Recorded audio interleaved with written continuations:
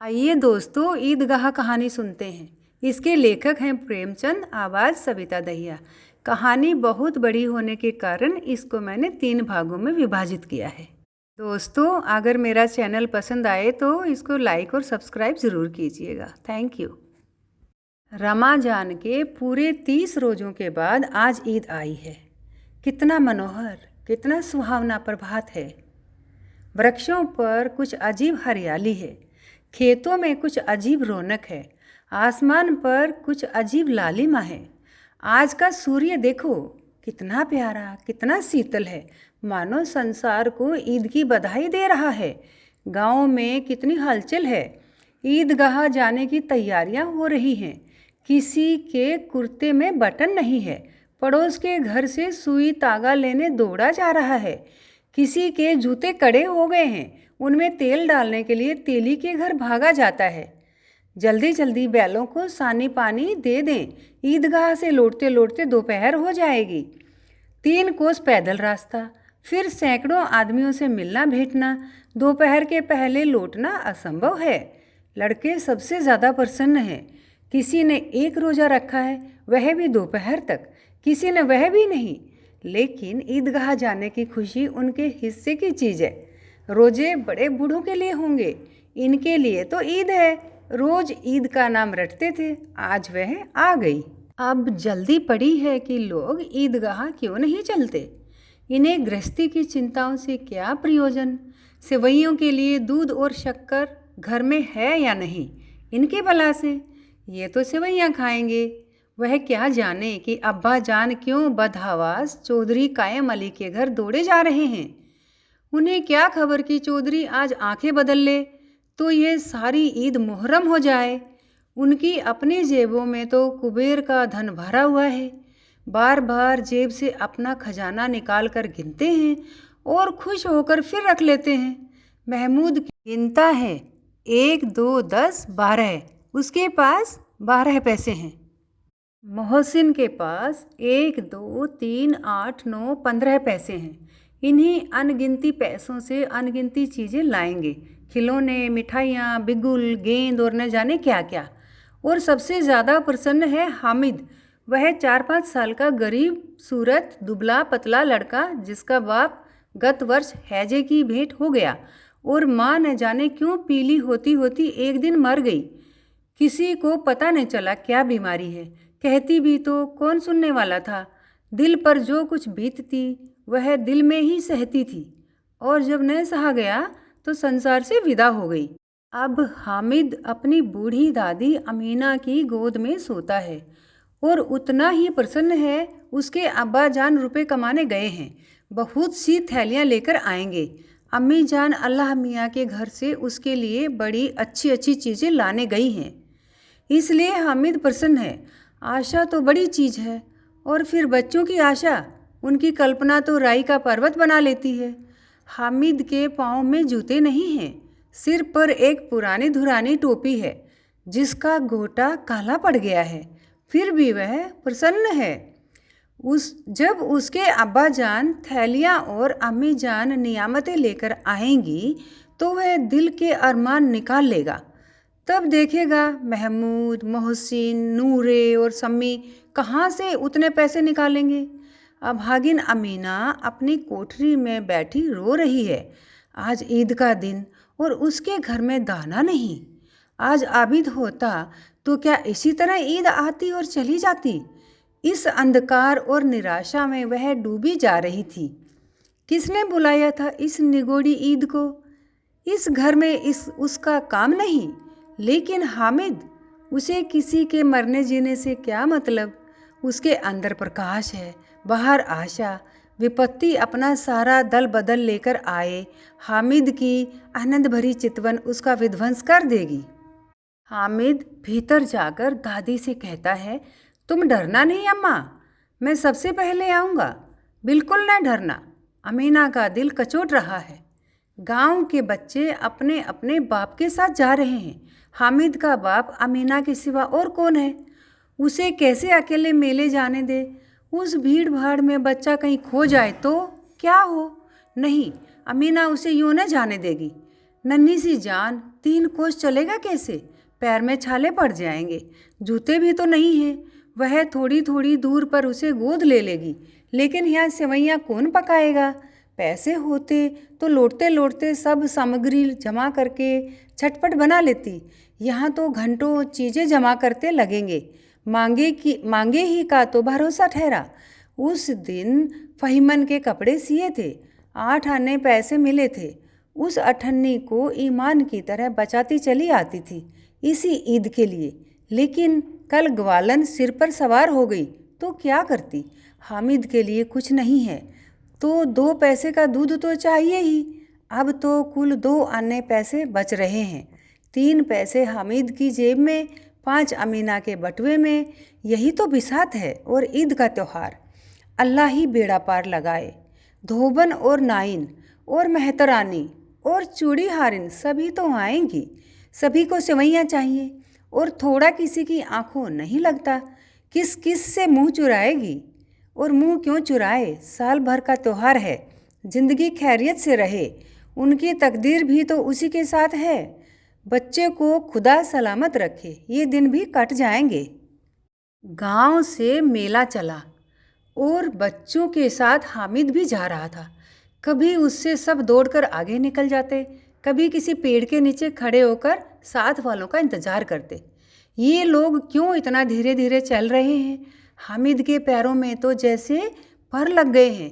वह कभी थक सकता है? शहर का दामन आ गया। सड़क के दोनों ओर अमीरों के बगीचे हैं। पक्की 4 दीवारी बनी हुई है। पेड़ों में आम और लीचियाँ लगी हुई हैं। कभी कभी कोई लड़का कंकड़ी उठाकर आम पर निशाना लगाता है। माली अंदर से गाली देता हुआ निकलता है। लड़के वहाँ से 1 फरलांग पर हैं, खूब हंस रहे हैं। माली को कैसे उल्लू बनाया है। बड़ी बड़ी इमारतें आने लगी। यह अदालत है, यह कॉलेज है, यह क्लब घर है। इतने बड़े कॉलेज में कितने लड़के पढ़ते होंगे? सब लड़के नहीं हैं जी, बड़े बड़े आदमी हैं। सच, उनकी बड़ी बड़ी मूछें हैं। इतने बड़े हो गए अभी तक पढ़ते जाते हैं। न जाने कब तक पढ़ेंगे और क्या करेंगे इतना पढ़कर। हामिद के मदरसे में 2-3 बड़े बड़े लड़के हैं, बिल्कुल 3 कोड़ी के। रोज़ मार खाते हैं, काम से जी चुराने वाले। इस जगह भी उसी तरह के लोग होंगे और क्या। क्लब घर में जादू होता है। सुना है यहाँ मुर्दे की खोपड़ियाँ दौड़ती हैं और बड़े बड़े तमाशे होते हैं, पर किसी को अंदर नहीं जाने देते। और यहाँ शाम को साहब लोग खेलते हैं। बड़े बड़े आदमी खेलते हैं, मूँछों दाढ़ी वाले, और मैमें खेलती हैं। सच, हमारी अम्मा को वह दे दो, क्या नाम है, बैट, तो उसे पकड़ ही ना सके, घुमाते ही लुढ़क ना जाए। महमूद ने कहा, हमारी अम्मी जान का तो हाथ कांपने लगे, अल्लाह कसम। मोहसिन बोला, अम्मी मनो आटा पीस डालती है, जरा सा बैट पकड़ लेंगी तो हाथ कांपने लगे। सैकड़ों घड़े पानी रोज निकालती है। 5 घड़े तो मेरी भैंस पी जाती है। किसी मेम को 1 घड़ा पानी भरना पड़े तो आंखें तले अंधेरा आ जाए। महमूद, लेकिन दौड़ती तो नहीं, उछल कूद तो नहीं करती। मोहसिन, हाँ, उछल कूद नहीं कर सकती, लेकिन उस दिन मेरी गाय खुल गई थी और चौधरी के खेत में जा पड़ी थी, तो अम्मा इतनी तेज़ दौड़ी कि मैं उसे न पा सका। सच। आगे चलें। हलवाइयों की दुकानें शुरू हुई। आज खूब सजी हुई थी। इतनी मिठाइयाँ कौन खाता है? देखो न, एक एक दुकान पर मनो होंगी। सुना है रात को जिन्नात आकर खरीद ले जाते हैं। अब्बा कहते थे कि आधी रात को एक आदमी हर दुकान पर जाता है और जितना माल बचा होता है वह तुलवा लेता है और सचमुच के रुपए देता है, बिल्कुल ऐसे ही रुपए। हामिद को यकीन न आया, ऐसे रुपए जिन्नात को कहाँ से मिल जाएंगे। मोहसिन ने कहा, जिन्नात को रुपए की क्या कमी, जिस खजाने में चाहें चले जाएं, लोहे के दरवाजे तक उन्हें नहीं रोक सकते जनाब। आप हैं किस फेर में? हीरे जवाहिरात तक उनके पास रहते हैं। जिससे खुश हो गए उसे टोकरों जवाहिरात दे दिए। अभी यहीं बैठे हैं, 5 मिनट में कलकत्ता पहुंच जाएं। हामिद ने फिर पूछा, जिन्नात बहुत बड़े बड़े होते होंगे? मोहसिन, एक एक आसमान के बराबर होता है जी। ज़मीन पर खड़ा हो जाए तो उसका सिर आसमान से जा लगे। मगर चाहे तो एक लोटे में घुस जाए।